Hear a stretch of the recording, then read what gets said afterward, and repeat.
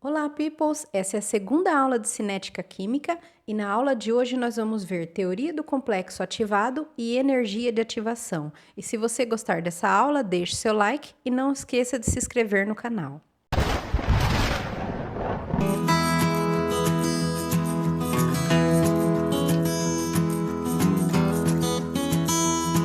A teoria do complexo ativado explica o caminho da reação, ou seja, como os reagentes formam os produtos. Essa é uma reação genérica. AB mais C, que são os reagentes, formando A mais BC, que são os produtos. Essa reação, no entanto, ela está representada de uma forma simplificada. Ela não é tão simples assim. Essa mesma reação está representada aqui embaixo, só que um pouquinho mais aprofundada. Entre os reagentes e produtos, nós temos a formação de uma estrutura intermediária, instável e com mais energia do que os reagentes e os produtos. Então, essa estrutura intermediária, ela é instável. Ela recebe o nome de complexo ativado. E nessa estrutura do complexo ativado vão estar presentes todos os meus elementos que fazem parte dos reagentes. Ou seja, a colisão entre os reagentes, por exemplo, aqui AB mais C. Então, a colisão entre essas duas estruturas vão formar o meu complexo ativado. E depois da formação desse complexo ativado, então teremos a formação dos produtos A mais BC. Na estrutura do complexo ativado, eu vou ter A, B, C. Eu vou ter todos os integrantes que participam do meu reagente. Eu peguei como exemplo essa reação de formação do iodeto de hidrogênio. O HI só pode ser chamado de ácido se ele estiver em meio aquoso. Aqui ele é o iodeto de hidrogênio. Então eu tenho H2 mais I2 formando o meu complexo ativado, H2I2. Percebam que eu tenho todos os integrantes dos meus reagentes, eu tenho no meu complexo ativado.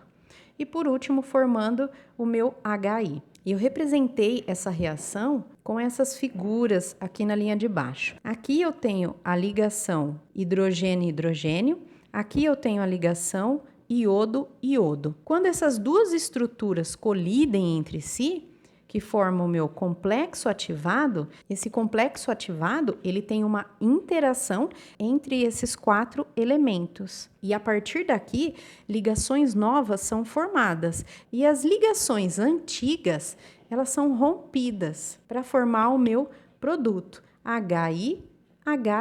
Aqui no complexo ativado, essas ligações entre o iodo e entre os hidrogênios, elas são quebradas. É aqui nessa estrutura que elas são rompidas e formada as novas ligações entre H e I. Aqui nesse desenho de baixo, eu representei de uma forma um pouquinho maior para a gente conseguir visualizar.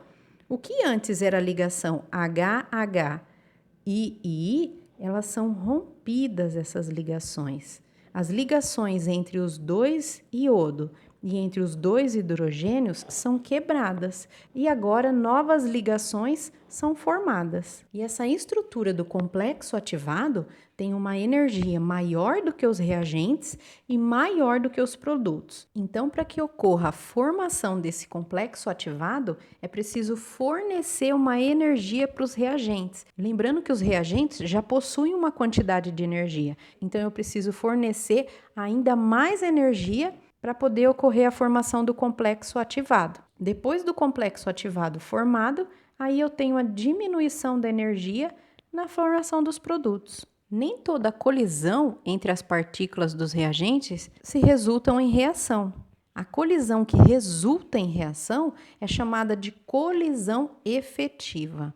E o número de colisões efetivas é muito baixo se comparado ao das colisões que não são efetivas. Para as colisões ser realmente efetivas, elas precisam apresentar uma geometria favorável e uma quantidade de energia, no mínimo, igual à energia de ativação. O que é energia de ativação? Daqui a pouco nós vamos falar sobre ela. O que seria, por exemplo, uma geometria favorável? Para esse caso aqui, essa seria uma geometria favorável. E essa que eu desenhei aqui no cantinho, ó, não seria uma geometria favorável. Então, a geometria tem que estar na posição certinha para realmente ocorrer uma colisão efetiva. Então, a colisão efetiva só vai ocorrer se esses dois itens estiverem ok, se a geometria for favorável e se a energia for o suficiente. Tem que ter os dois acontecendo simultaneamente. Por isso que nem toda colisão é efetiva. Muitas colisões ocorrem, só que na posição certa e com a quantidade de energia certa, é um número bem menor. Essa imagem representa uma colisão efetiva, onde a geometria é favorável e a energia tem a quantidade suficiente para ocorrer a reação. E veja também uma rápida animação de como o complexo ativado é formado.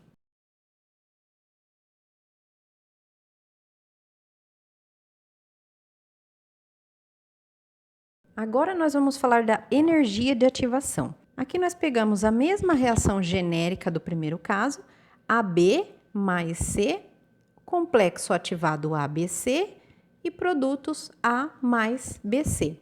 Lembrando que todo reagente já tem uma energia interna, então é preciso fornecer uma quantidade de energia para que se ocorra a formação do complexo ativado, para a partir daqui ter a formação dos produtos. Então, a energia de ativação é a energia mínima necessária para formar esse complexo ativado. Nós vamos ver essa energia em gráfico. Como se calcula essa energia? Energia de ativação é igual à energia do complexo ativado menos a energia dos reagentes. Precisa decorar?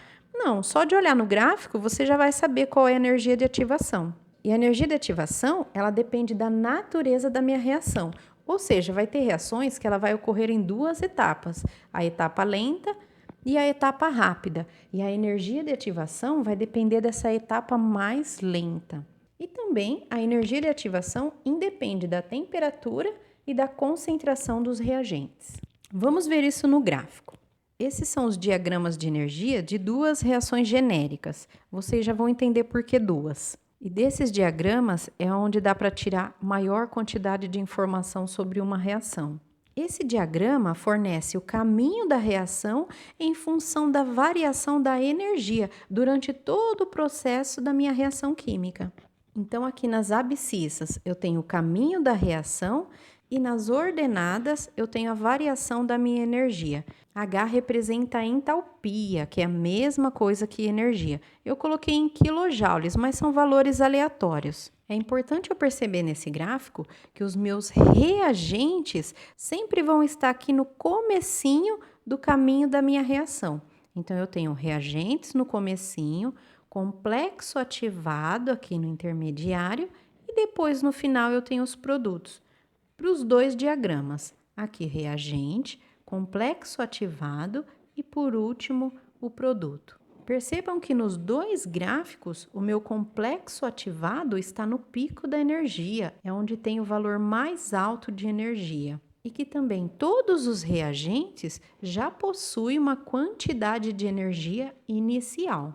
É importante a gente saber ler esses diagramas. Aqui, ó, no início, eu tenho os reagentes, já com uma quantidade de energia, aí eu forneço mais energia, eu aumento a quantidade de energia, até ele chegar na quantidade que é necessária para formar o meu complexo ativado.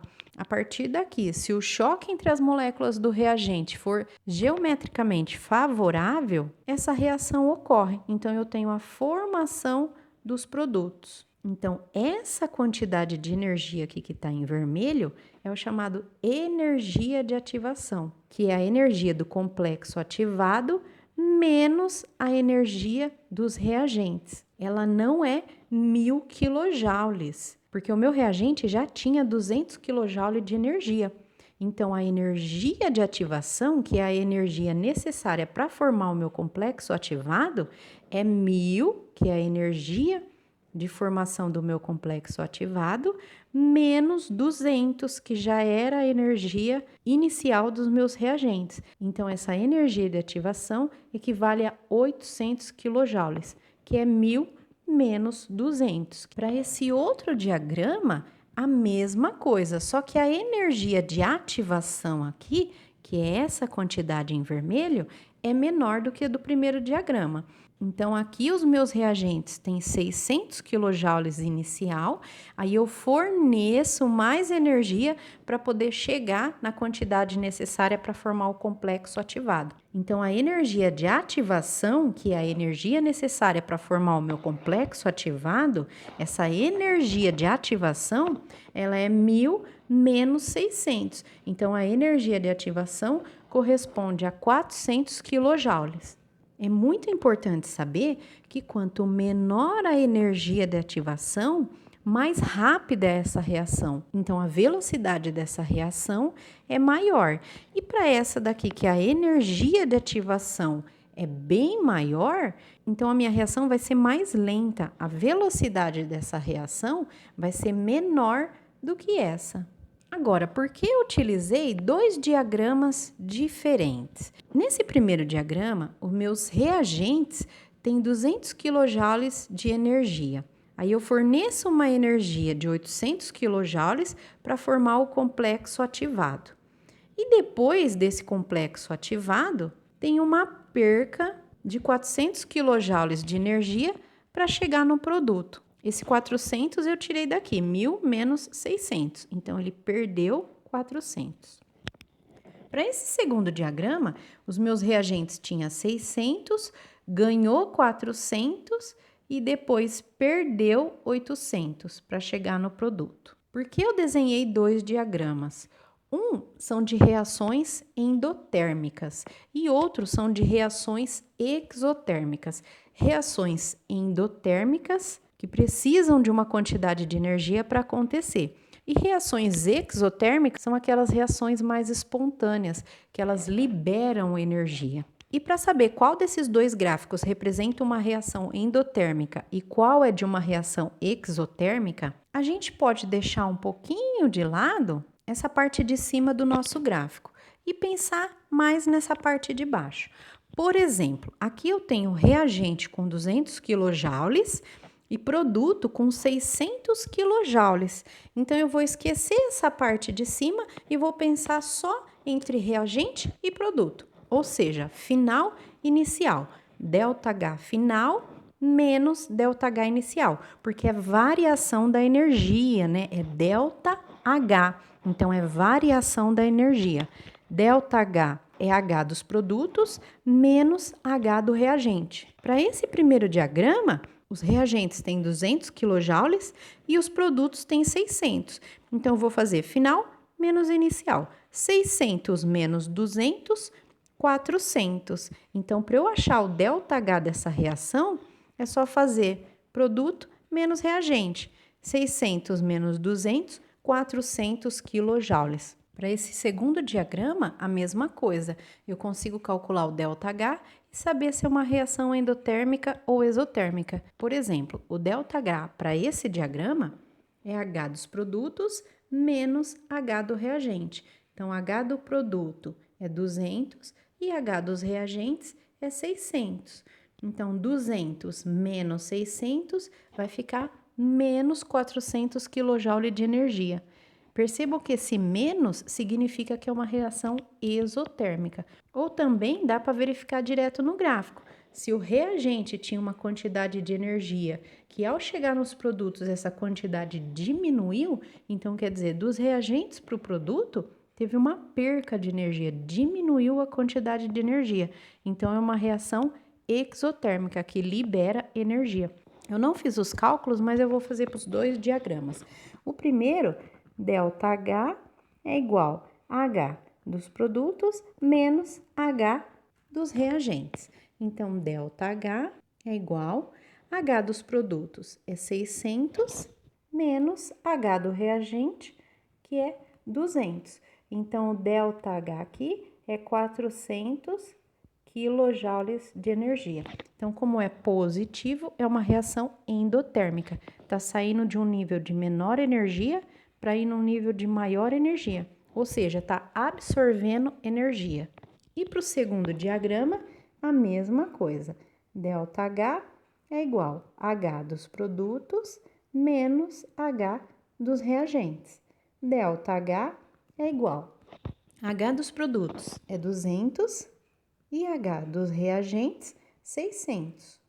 Então, o ΔH dessa reação, ele dá negativo.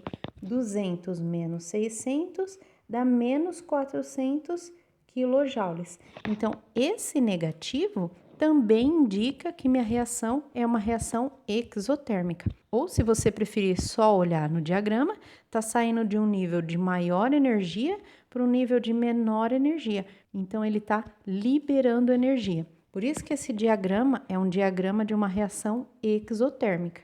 Peoples, muito obrigada por vocês terem assistido essa aula até o final. Espero que vocês tenham gostado e na próxima aula nós vamos ver os fatores que alteram a velocidade de uma reação. E na última aula, que vai ser a nossa quarta aula, nós faremos somente exercício dessas 3 aulas. E se você ainda não viu, dá uma olhadinha na nossa primeira aula, que foi velocidade de reação.